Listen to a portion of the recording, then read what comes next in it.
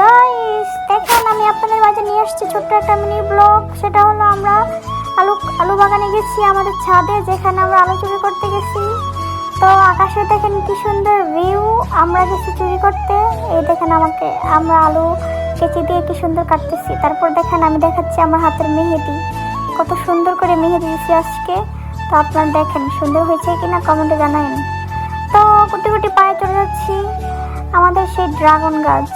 দেখি একজন চোর আমাদের বাসার পাশে বাসার পাশে তারা চুরি করে নিয়ে গেছে আমাদের ড্রাগন গাছ। এই দেখেন তার ড্রাগন গাছ।